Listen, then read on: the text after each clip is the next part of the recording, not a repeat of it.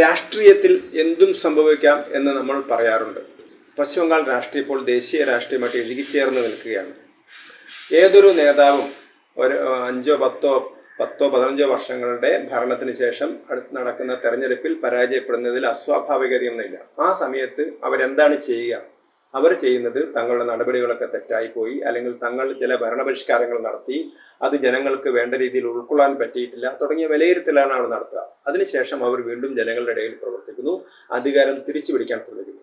നമുക്കറിയാം 1977 ഇന്ദിരാഗാന്ധിയെ ഇന്ത്യ മുഴുവൻ പരാജയപ്പെടുത്തിയതാണ്. അപ്പം ആദ്യമായിട്ടാണ് കോൺഗ്രസിന് ഇത്ര വലിയൊരു കനത്ത തിരിച്ചടി സ്വാതന്ത്ര്യത്തിന് ശേഷം ലഭിക്കുന്നത് 1977 അത് അടിയന്തരാവസ്ഥയെ തുടർന്നായിരുന്നു. ഇപ്പോൾ ഇന്ത്യയിലെ ജനാധിപത്യ അവകാശങ്ങളൊക്കെ ഇല്ലാതാക്കിക്കൊണ്ട്, പ്രതിപക്ഷ നേതാക്കളെയൊക്കെ ജയിലിൽ അടച്ചുകൊണ്ട്, ജനാധിപത്യം അട്ടിമറിച്ചുകൊണ്ട്, അഭിപ്രായ സ്വാതന്ത്ര്യം ഇല്ലാതാക്കിക്കൊണ്ട്, പത്രങ്ങളെ നിയന്ത്രിച്ചുകൊണ്ടായിരുന്നു ഇന്ദിരാഗാന്ധി അടിയന്തരാവസ്ഥ പ്രഖ്യാപിച്ചത്. ഏറ്റവും വലിയ ക്രൂരതകളൊക്കെയാണ് അടിയന്തരാവസ്ഥയിൽ വിവിധ സംസ്ഥാന സർക്കാരുകളുടെ നേതൃത്വത്തിലുള്ള പോലീസുകളൊക്കെ നടത്തിയത്. അതുപോലെ തന്നെ ഇന്ദിരാഗാന്ധിയുടെ മകനൊക്കെ തന്നെ നിർബന്ധിത വന്ധ്യംകരണ പരിപാടികളൊക്കെ നടത്തുകയും മുസ്ലിം വേട്ട നടത്തുകയൊക്കെ ചെയ്തു ഡൽഹിയിൽ. അതാണ് നമുക്ക് കാണാനും കഴിഞ്ഞത്. അപ്പോൾ ഇതിൻ്റെയൊക്കെ ഫലമായിട്ടാണ് 1977 നടന്ന തെരഞ്ഞെടുപ്പിൽ ഇന്ദിരാഗാന്ധി പരാജയപ്പെട്ടത്. പക്ഷേ 1980 തെരഞ്ഞെടുപ്പിൽ ഇന്ദിരാഗാന്ധിക്ക് തിരിച്ചു വരാൻ പറ്റി. കാരണം ഇന്ദിരാഗാന്ധിയെ തോൽപ്പിച്ചിരുന്നത് അന്നത്തെ വിവിധ പാർട്ടികൾ അടങ്ങിയിരുന്ന ജനതാ പാർട്ടി എന്ന് പറയുന്ന ഒരു അംബ്രല ഓർഗനൈസേഷൻ ആയിരുന്നു, അല്ലെങ്കിൽ രാഷ്ട്രീയ പാർട്ടിയായിരുന്നു. കാരണം അതിനകത്ത് ജനസംഘം ഉണ്ടായിരുന്നു, സംഘടനാ കോൺഗ്രസ് ഉണ്ടായിരുന്നു, സോഷ്യലിസ്റ്റുകൾ ഉണ്ടായിരുന്നു, ഭാരതീയ ലോക്ദൾ ഉണ്ടായിരുന്നു, അങ്ങനെയുള്ള പാർട്ടികളൊക്കെ ഉണ്ടായിരുന്നു. പക്ഷെ ഇവരൊക്കെ തന്നെ അധികാരത്തിലെത്തിയതോടുകൂടി ഇവർ തമ്മിലുള്ള അഭിപ്രായ വ്യത്യാസങ്ങൾ മൂർച്ഛിക്കുകയും ഒടുവിൽ ഇന്ദിരാഗാന്ധി 1980 ഭരണാധികാരത്തിലേക്ക് തിരിച്ചു വരികയായിരുന്നു ചെയ്തിരുന്നത്. പക്ഷെ ഇങ്ങനെ ഒരു സാഹചര്യം വേണമെങ്കിൽ മമതാ ബാനർജിക്ക് ഉണ്ടാക്കാൻ കഴിയുമായിരുന്നു. പക്ഷെ ഇവിടെ എന്താണ് സംഭവിച്ചിരിക്കുന്നത്? മമതയുടെ അനുയായികൾ തന്നെ തള്ളിപ്പറയുന്ന ഒരു ചിത്രമാണ് നമുക്ക് കാണാൻ കഴിയുന്നത്. അതിന്റെ ഒരു പ്രധാനപ്പെട്ട കാരണം അവർ പറയുന്നത് ഞങ്ങൾ മമതാ ബാനർജിക്കെതിരല്ല, ഞങ്ങൾ അഭിഷേക് ബാനർജിക്കെതിരാണ് എന്നാണ് പറയുന്നത്. മമത എന്ന് പറയുന്നത് ഒരു തെരുവിലെ പോരാട്ടക്കാരിയാണ്. അപ്പം മമത വളരെ സമർത്ഥമായിട്ട് ജനങ്ങളുടെ അസംതൃപ്തിയെ അതൊരു പ്രതിഷേധമാക്കി മാറ്റുകയായിരുന്നു ചെയ്തിരുന്നത്. സാധാരണഗതിയിൽ പല സമൂഹത്തിലും ആളുകൾക്ക് അസംതൃപ്തി ഉണ്ടാവും. ആ അസംതൃപ്തിയെ വളരെ വിദഗ്ധമായൊരു പ്രതിഷേധമാക്കി മാറ്റുകയും ആ പ്രതിഷേധത്തെ വോട്ടാക്കി മാറ്റുകയാണ് അതിനുശേഷം അവർ ചെയ്തത്. ആ പ്രതിഷേധത്തെ വോട്ടാക്കി മാറ്റിയ സമയത്ത് മമത അധികാരത്തിലേറി. പക്ഷെ അധികാരത്തിലേറിയ മമത എന്താ ചെയ്തത്? ഒരു ഡോമിനേഷൻ കാണിക്കാൻ തുടങ്ങുകയാണ് ചെയ്തത്.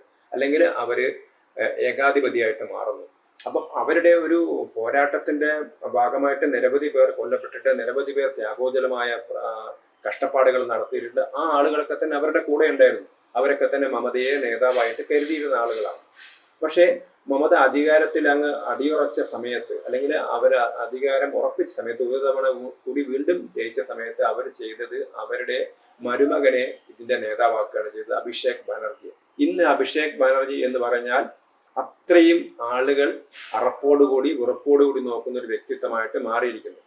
ഇപ്പം അദ്ദേഹത്തിനെ കുറിച്ചൊരു മാധ്യമം പറഞ്ഞത്, അദ്ദേഹത്തിന്റെ കാർ ഈ സമീപകാലത്ത് എന്താണ് ചെയ്യുന്നത്? അത് സിഗ്നലിലേക്ക് എത്തുന്ന സമയത്ത് ജനക്കൂട്ടം ഇദ്ദേഹത്തെ തിരിച്ചറിയാതിരിക്കാൻ വേണ്ടി അദ്ദേഹത്തിന്റെ അംഗരക്ഷകരൊക്കെ തന്നെ മറഞ്ഞു നിൽക്കുകയാണ് ചെയ്യുന്നത്. ഇത് അഭിഷേക് ബാനർജിയുടെ കാറാണ് എന്ന് തോന്നരുത്, കാരണം ജനക്കൂട്ടം ആക്രമിക്കും.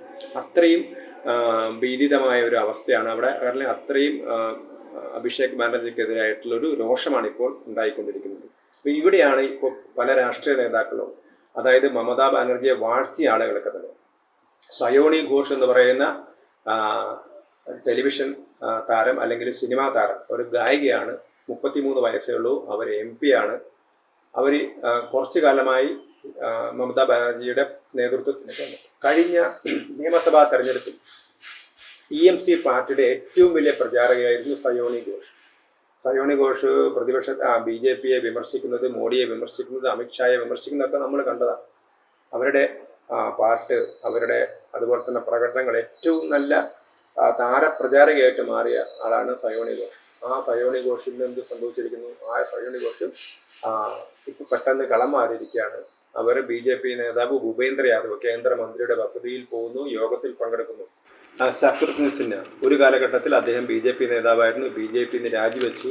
ശത്രുഘ്ന സിൻഹ പറഞ്ഞത് മമതയ്ക്ക് മാത്രമേ ഒരു സെക്കുലർ ഒരു സൊസൈറ്റിയെ നയിക്കാൻ പറ്റൂ, മമത മാത്രമാണ് നേതാവ്, മമതയെ ഞാൻ ഒരിക്കലും കൈവിടില്ല എന്നാണ് ശത്രുഘ്ന സിൻഹ പറഞ്ഞിരിക്കുന്നത്. ഇന്നും അദ്ദേഹം NDA ക്യാമ്പിലേക്ക് പോകാനുള്ള തയ്യാറെടുപ്പിലാണ്.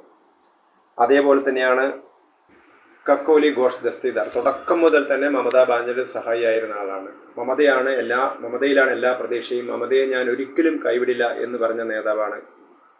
അവരിപ്പോൾ മമതയെ കൈയൊഴിഞ്ഞിരിക്കുന്നു. അവരും BJP ആയിട്ട് ചർച്ച നടത്തിക്കൊണ്ടിരിക്കുകയാണ്. അങ്ങനെയുള്ള ഖലീലുർ റഹ്മാൻ അദ്ദേഹം പറഞ്ഞത് മമതയുണ്ടെങ്കിൽ മാത്രമേ പശ്ചിമ ബംഗാളിൽ മതേതരത്വം പുലരൂ എന്ന് പറഞ്ഞ ആളാണ് ഖലീലുർ റഹ്മാൻ. അദ്ദേഹവും ഇപ്പോൾ മമതയെ കൈയൊഴിഞ്ഞിരിക്കുന്നു. യൂസുഫ് പട്ടാൻ, മികച്ച ക്രിക്കറ്ററായിരുന്നു യൂസുഫ് പട്ടാനെ നേരെ ഗുജറാത്തിൽ നിന്ന് ബംഗാളിലേക്ക് കൊണ്ടുവന്ന് മത്സരിപ്പിക്കുകയായിരുന്നു മമതയുടെ അടുത്ത അനുയായിട്ട് മാറി. അദ്ദേഹം പറഞ്ഞത് മുസ്ലിങ്ങൾക്കും യുവാക്കൾക്കൊക്കെ തന്നെ രക്ഷ വേണമെങ്കിൽ പശ്ചിമ ബംഗാളിൽ മതേതരത്വം പുലരണമെങ്കിൽ അതിന് മമത വേണമെന്നാണ് യൂസുഫ് പട്ടാൻ പറഞ്ഞത്. ആ യൂസുഫ് പട്ടാനും മാറിക്കഴിഞ്ഞു. അങ്ങനെ 19ഓളം MP മാർ, 28 അംഗ TMCയുടെ ലോക്സഭയിൽ 28 അംഗങ്ങളിൽ 19 പേരും ഇപ്പോൾ ഒരു പ്രത്യേക ബ്ലോക്കായി നിൽക്കുന്നു. അവർക്ക് ഇനി കൂറുമാറ്റ നിയമം പോലും അവരെ തടയാൻ കഴിയില്ല. അങ്ങനെയുള്ള രീതിയിലേക്ക് എത്തിയിരിക്കുകയാണ്. അതേപോലെ തന്നെ രാജ്യസഭാ MP മാരും മമതയെ കൈവിട്ട് കഴിഞ്ഞു. പലരും രാജിവെച്ച് ഇനിയും രാജിവെക്കാൻ പലരും ഇരിക്കുന്നു എന്നുള്ള അവസ്ഥയിലേക്കാണ് കാര്യങ്ങൾ പോകുന്നത്. നിയമസഭയിലാണെങ്കിൽ ഋതബ്രത ബാനർജിയുടെ നേതൃത്വത്തിൽ ഒരു സംഘമല്ല, ഏതാണ്ട് ഭൂഭൂരിഭാഗം വരും. നേരത്തെ 59 പേരാണ് അവരുടെ കൂടെ MLA മാരുണ്ടായിരുന്നത്. അതിപ്പോൾ ഏതാണ്ട് 64ആയി ഉയർന്നു എന്നാണ് പറയുന്നത്. 80 പേരാണ് മമതാ ബാനർജിയുടെ പാർട്ടിയിൽ അസംബ്ലിയിൽ ഉണ്ടായിരുന്നത്. അപ്പം മമത നേരത്തെ തന്നെ ഒരാളെ തെരഞ്ഞെടുത്തിരുന്നു, നേതാവായിട്ട് തെരഞ്ഞെടുത്തു. അതിന്റെ പേരിൽ നിയമസഭാ സെക്രട്ടേറിയറ്റിന് കത്ത് കൊടുക്കുകയും ചെയ്തു. ആ കത്ത് അതിൽ വ്യാജമായ ഒപ്പുകളുണ്ടെന്നുള്ള ആരോപണമാണ് ഉയർന്നു വന്നിരിക്കുന്നത്. അതിനെതിരായിട്ടാണ് 2 നേതാക്കൾ പരാതി കൊടുത്തത്. അതിൽ ഒരാൾ ഋതബ്രത ബാനർജിയായിരുന്നു. അങ്ങനെ ഋതബ്രത ബാനർജി ഉൾപ്പെടെയുള്ള 2 നേതാക്കളെ മമത പാർട്ടിയിൽ നിന്ന് പുറത്താക്കുകയാണ്. ആ പുറത്താക്കിയ നേതാക്കളാണ് ഇപ്പോൾ MLA മാർ. 80 MLA മാരിൽ 59 പേർ ചേർന്നാണ് ഋതബ്രത ബാനർജിയെ പ്രതിപക്ഷ നേതാവായിട്ട് അല്ലെങ്കിൽ അവരുടെ പാർട്ടി TMCയുടെ നേതാവായിട്ട് തെരഞ്ഞെടുത്തത്. അപ്പൊ എത്രമാത്രം ബംഗാളിൽ മമത ഒറ്റപ്പെടുന്നു എന്നുള്ളതാണ്. ഇപ്പോൾ കല്യാൺ ബാനർജി, ഏറ്റവും കൂടുതൽ കല്യാൺ ബാനർജിക്ക് പോലും മർദ്ദനമേറ്റു എന്നുള്ളൊരു വാർത്തകളാണ് പുറത്തു വന്നത്. കല്യാൺ ബാനർജിയൊക്കെ പാർലമെന്റിനകത്ത് ഘോരഘോരം അമിത്ഷായ്ക്കെതിരായിട്ട് മോദിക്കെതിരായിട്ട് പ്രസംഗിക്കുകയും മമതയുടെ ഏറ്റവും അടുത്ത ആളുകളായിട്ട് ഈ അടുത്ത കാലത്തും ഋതബ്രത ബാനർജിയുടെ നേതൃത്വത്തിൽ MLA മാരൊക്കെ അപ്പുറത്ത് പോയ സമയത്തും അതിനെ തള്ളിപ്പറഞ്ഞിരുന്ന ആളാണ് കല്യാൺ ബാനർജി. പക്ഷെ ആ കല്യാൺ ബാനർജി ഇപ്പോൾ പറയുന്നു അഭിഷേക് ബാനർജിയുടെ ആ കേസിൽ ഞാൻ ഹാജരാകുകയില്ല എന്ന് പറയുന്നു. അദ്ദേഹവും ഏതാണ്ട് ഈ വിമത ക്യാമ്പിൽ എത്തിയിരിക്കുകയാണ്. ഇതാണ് പശ്ചിമ ബംഗാളിലെ സ്ഥിതി. അപ്പം രാഷ്ട്രീയത്തിൽ നേരത്തെ തന്നെ മണിശങ്കർ അയ്യർ വളരെ വ്യക്തമായിട്ട് മമതാ ബാനർജിയെ കുറിച്ച് പറഞ്ഞിരുന്നു. അദ്ദേഹം പറഞ്ഞത് മമതാ ബാനർജി എന്നത് ഫുട്ബോൾ ക്ലബ്ബാണ്, അതൊരു രാഷ്ട്രീയ പാർട്ടിയല്ല. കാരണം മമത വളരെ ശക്തിയായിരുന്നു, മമതയ്ക്ക് അധികാരമുണ്ട്, പവറുണ്ട്. അപ്പം ആ അധികാരത്തിന്റെ കൂടെയായിരുന്നു എല്ലാവരും. പക്ഷെ അന്നും മണിശങ്കർ അയ്യർ അന്നും പ്രകടിപ്പിച്ചത് ബംഗാളിലെ 4ാമത്തെ ഫുട്ബോൾ ക്ലബ്ബാണ്. അതായത് ബംഗാളിൽ ഈസ്റ്റ് ബംഗാളുണ്ട്, മോഹൻ ബഗാനുണ്ട്, മുഹമ്മദൻസ് ഉണ്ട്. അപ്പം ഈസ്റ്റ് ബംഗാളും മോഹൻ ബഗാനും മുഹമ്മദൻസും കഴിഞ്ഞാലുള്ള 4ാമത്തെ ക്ലബ്ബാണ് മമതാ ബാനർജിയുടെ എന്നാണ് അദ്ദേഹം കളിയാക്കിയത്. ഏതാണ്ട് അതിന് സമാനമായിട്ടുള്ള കാര്യങ്ങളാണ് ഇപ്പോൾ നടന്നുകൊണ്ടിരിക്കുന്നത്. ഈ ക്രിക്കറ്റ് സ്റ്റേഡിയത്തിൽ നിന്ന് ഫ്ലഡ് ലൈറ്റൊക്കെ പോയ സമയത്ത് ആളുകളൊക്കെ ഒഴിഞ്ഞു പോകുന്നത് പോലെ ഇപ്പോൾ മമതാ ബാനർജി ആളുകളൊക്കെ കൈയൊഴിയാണ്. അവസാനം അഭിഷേക് ബാനർജി മാത്രമേ മമതാ ബാനർജിയുടെ കൂടെ ഉണ്ടാവൂ എന്നുള്ള സ്ഥിതിയിലേക്ക് വരികയാണ്. പലരും പറഞ്ഞു ഞങ്ങൾ മമതയെ വിടാൻ തയ്യാറല്ല, പക്ഷെ മമതാ ബാനർജി തീരുമാനിക്കണം ഞാൻ വേണോ അഭിഷേക് വേണോ എന്ന്. ഇപ്പോൾ സൗഗത് റായ് ഏറ്റവും മുതിർന്ന നേതാവാണ്. ഒരുപക്ഷെ കോൺഗ്രസിൽ മമതാ ബാനർജിയേക്കാൾ സീനിയർ ആയിട്ടുള്ള യൂത്ത് കോൺഗ്രസിന്റെ സംസ്ഥാന പ്രസിഡന്റും അവിടുത്തെ PCC പ്രസിഡന്റൊക്കെ മുമ്പായിരുന്ന ആളാണ് സൗഗത് റായ്. അദ്ദേഹം പിന്നീട് മമതയുടെ കൂടെ വരികയായിരുന്നു.